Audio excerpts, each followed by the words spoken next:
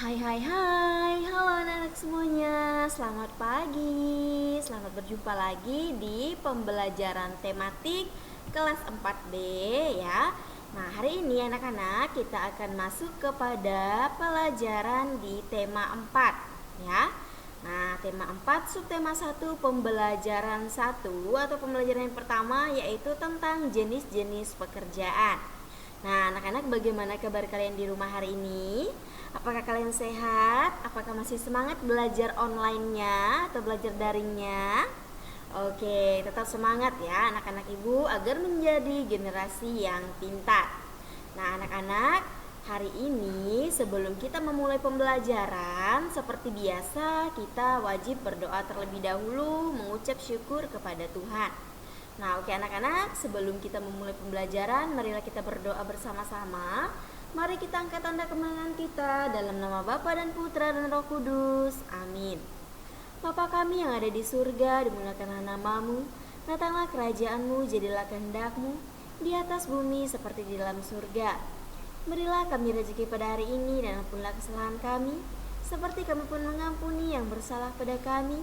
Dan jangan masukkan kami ke dalam percobaan, tetapi bebaskanlah kami dari yang jahat. Amin. Dalam nama Bapa dan Putra dan Roh Kudus. Amin. Oke anak-anak, sekarang langsung saja kita lihat materi yang akan kita pelajari di tema 4 pembelajaran 1. Nah, materi yang pertama itu adalah pembelajaran IPA atau ilmu pengetahuan alam, yaitu tentang pelestarian SDA atau sumber daya alam. Kemudian yang kedua itu adalah mata pelajaran IPS atau ilmu pengetahuan sosial. Nah, materinya tentang jenis pekerjaan berdasarkan tempat tinggal penduduk. Kemudian yang terakhir itu adalah BI atau bahasa Indonesia. Materinya tentang penokohan dalam cerita. Nah, sekarang langsung saja kita masuk ke materi yang pertama, yaitu materi IPA. Ya, kalian buka buku LKS-nya halaman 3.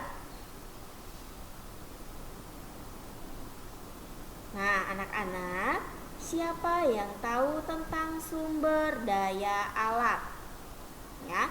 Nah, hari ini kita belajar tentang pelestarian SDA atau sumber daya alam. Nah, anak-anak, apa sih yang kalian ketahui tentang SDA atau sumber daya alam?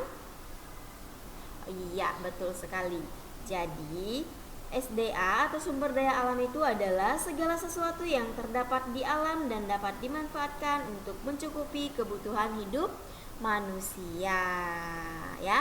Nah, jadi di sini anak-anak ada sumber daya alam berdasarkan sifatnya. Jadi di sini sumber daya alam berdasarkan sifatnya terbagi menjadi 2 bagian. Bagian yang pertama adalah sumber daya alam yang dapat diperbaharui atau dapat dimanfaatkan oleh manusia. Kemudian yang kedua adalah sumber daya alam yang tidak dapat diperbaharui atau tidak dapat dimanfaatkan dan digunakan oleh manusia untuk memenuhi kebutuhan hidupnya. Nah, di sini kita akan melihat ya. Nah, ini adalah contoh dari sumber daya alam yang dapat diperbaharui oleh manusia. Contohnya, ada hewan, ada tumbuhan, ada udara, ada air, dan sinar matahari. Jadi ini adalah beberapa contoh sumber daya alam yang dapat diperbaharui oleh manusia atau dapat dimanfaatkan ya oleh manusia untuk memenuhi kebutuhan hidupnya. Nah, kemudian di sini juga ada contoh sumber daya alam yang tidak dapat diperbaharui oleh manusia. Contohnya itu seperti minyak bumi dan batu bara. Nah, kenapa dikatakan minyak bumi dan batu bara ini termasuk ke dalam contoh sumber daya alam yang tidak dapat diperbaharui? Nah, karena proses pembuatan minyak bumi dan batu bara ini dia memerlukan waktu yang sangat lama, bahkan sampai berjuta tahun lamanya baru minyak bumi dan batu bara ini bisa dipakai ya, bisa digunakan oleh manusia. Jadi jumlahnya itu terbatas ya. Nah, jadi anak-anak ini adalah beberapa contoh sumber daya alam yang dapat diperbaharui dan tidak dapat diperbaharui. Nanti anak-anak bisa cari juga di internet atau di buku-buku IPA ya. Nah, kalian bisa mencari apa-apa saja sumber daya alam yang dapat diperbaharui dan tidak dapat diperbaharui selain yang Ibu berikan contoh seperti ini tadi ya. Oke, yang selanjutnya masih di pembelajaran IPA, ya. Nah, kemudian anak-anak di sini ya ada tindakan pelestarian lingkungan, ya. Nah, di sini tindakan pelestarian lingkungan, ya. Nah, di sini sumber daya alam banyak dimanfaatkan oleh manusia. Secara tidak langsung, alam tidak dapat dipisahkan dari kehidupan manusia. Oleh karena itu, dalam memanfaatkan kekayaan alam, kita harus bijak dan tidak boleh berlebihan. Nah, agar sumber daya alam itu tidak mengalami kepunahan. Nah, jadi di sini tindakan yang menunjukkan kepedulian kita terhadap lingkungan. Yang pertama, ya, kita harus menjaga dan melestarikan lingkungan. Kemudian menanami pohon pada tanah yang terlanjur gundul atau yang dinamakan dengan reboisasi atau penanaman kembali, ya, pohon-pohon pada hutan yang sudah gundul.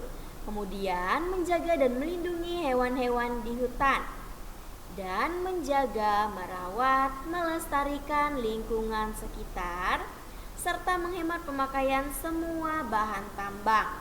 Nah, jadi anak-anak ini adalah beberapa bentuk tindakan kepedulian kita terhadap lingkungan. Nah, kalian bisa perhatikan pada buku LKS-nya halaman 4, di situ ada 3 gambar. Nah, perhatikan di gambar yang pertama, itu adalah gambar tentang reboisasi atau penanaman kembali, ya, tanaman atau pohon-pohon pada lahan yang sudah gundul. Kemudian di gambar yang kedua itu ada seorang anak laki-laki yang sedang memberikan makanan burung, ya, dan dia di sini mencontohkan bagaimana dia merawat hewan peliharaannya di rumah dengan cara memberikan makanan mereka. Kemudian di gambar yang ketiga, nah itu adalah gambar di mana ada seorang anak laki-laki dan seorang anak perempuan itu. Yang pertama, ya, seorang anak laki-laki dia menyiram tanamannya. Kemudian seorang anak perempuan dia juga menanam tanamannya. Nah, itu adalah contoh mereka merawat tumbuhan yang ada di sekitar rumah mereka. Nah, kemudian yang kedua, tindakan yang dapat merusak lingkungan. Nah, ini ada beberapa tindakan yang dapat merusak lingkungan. Salah satunya adalah menebang pohon di hutan sembarangan.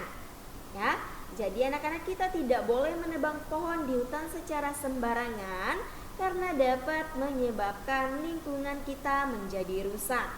Ya, nah di sini hutan itu merupakan tempat jenis hidup hewan. Ya, nah jika bahan-bahan tersebut itu ditebang oleh kita manusia, maka hewan-hewan akan kehilangan tempat tinggalnya, ya.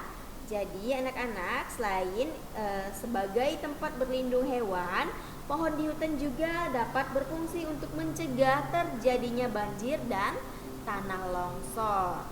Nah, kemudian yang kedua, menangkap ikan dengan bahan peledak dan racun. Nah, di dalam air ada berbagai jenis ikan dan terumbu karang yang harus kita lindungi dan kita lestarikan. Kita harus memperhatikan aturan maupun tata cara yang benar dan tidak sembarangan dalam melakukan penangkapan ikan. Ya, jadi penangkapan ikan dengan racun atau bahan peledak itu sangat dilarang oleh pemerintah karena dapat menyebabkan semua jenis ikan menjadi mati.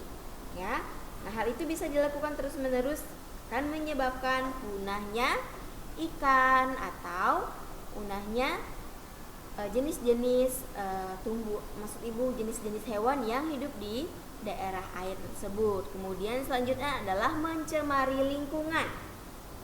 Nah, jadi anak-anak mencemari lingkungan salah satu contohnya adalah membuang sampah sembarangan atau membuang sampah ke sungai. Itu adalah contoh ya yang termasuk ke dalam mencemari lingkungan. Jadi anak-anak ini adalah beberapa tindakan yang dapat merusak lingkungan.